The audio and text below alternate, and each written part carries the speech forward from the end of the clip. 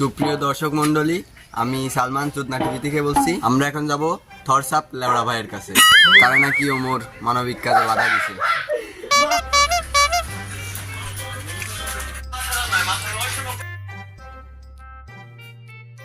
সাপ লেওড়া ভাই, কি হয়েছে? ভাই ওই আমি গেলাম এসে ওই সুদনানগরীতে কিছু মানবিক কাজে কালেকশন করছি। ওই আপনারা যেটা কোন ওই যে সাদা তুলার মতো যেটা কাজ যেটা, তো ওনে আমি গেছি, যার সাথে মনে করেন যে ওই অমরের কিছু ফ্যান ফলোয়ার আছে আমার মানবিক কাজ। ওই আমি প্রায় 20-30 হাজার টাকা উঠাইছি, সেই সময় বাধা দিছে। তো মনে করেন যে 2-3 লাখ আমার উঠছে, কিন্তু আমার মানবিক কাজে বাধা দিচ্ছে কোমরের ফ্যান ফলোয়ার। ওর কারণে কি আমি মানবিক কাজ করতে পারবো না? এই একটা কথা শুনে রাখেন, এটা সুদনা টিভি তো না, তো এই সুদনা টিভির সামনে কয়েছি কি যে কোমর যদি 24 ঘন্টার মধ্যে আমার ফাউদারি ক্ষমা না চায়, তাহলে ওমর 64 জেলায় ব্যান্ড। হ্যাঁ লড়া ভাই, ও 64 জেলায় ব্যান্ড থাকছে। ও 36টা জেলায় ফাও ফেলাতে পারবে না, 63 জেলায় ব্যান্ড থাকবে, ওর কোনো ভিডিও চলবে না, ইউটিউবে স্ট্রাইক পড়বে 7টা। শুনছি এলাকার লোকজন নাকি আপনার এই পাও ধরাইছে এই চাঁদা তোলা নিয়ে, এ কথা কি সত্যি?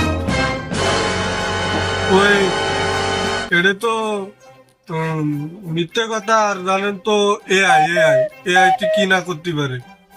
ওই আমাদের ভাও ধরা যে কথাটা শুনছেন, ওই কথাটাও শোনা হলো এআই তো আপনারা জানতেন যে ছবি বানায়, ভিডিও বানায়, কিন্তু ওই কথা শুনতে এটাও এআই। তাহলে বুঝতে পারছেন এআই কতটা টেকনোলজি আগে হয়ে গেছে, এগুলো এআই ভাই।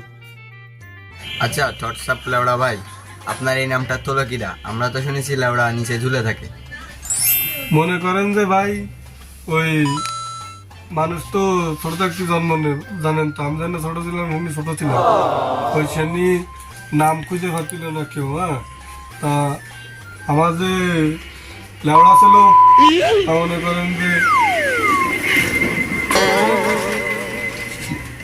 বুঝতে পারছেন তো? হ্যাঁ বুঝতে পারছি। ওই সেই কারণে আমার নাম থপচাপ লেওড়া ভাই।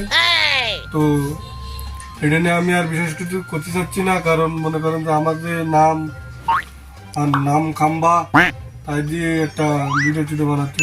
ভাই আপনি যে একটা বই তৈরি করেছেন হৃদয় ভাঙার গর্জন, এটার ভিতর নাকি আপনার বিশেষ কিছু কথা আছে, এটা একটু বলেন।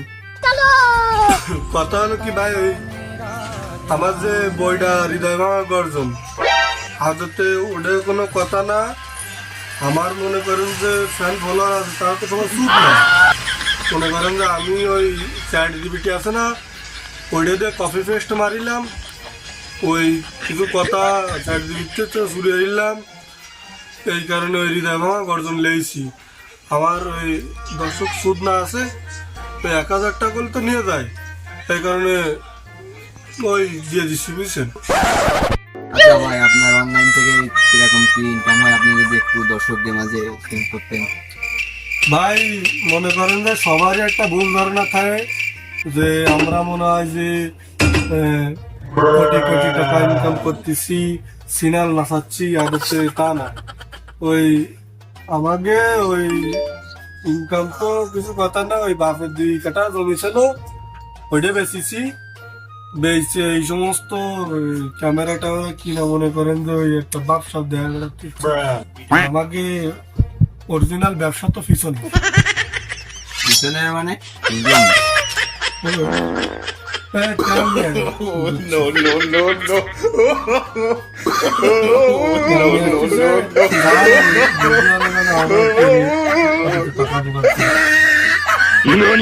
প্রিয় দর্শক মন্ডলী, আপনারা এতক্ষণ দেখছিলেন চোদনা টিভি থেকে, আমি ছিলাম থটস আপ লেওড়া ভাইয়ের সাথে। দেখা হচ্ছে নতুন কোনো ইন্টারভিউতে।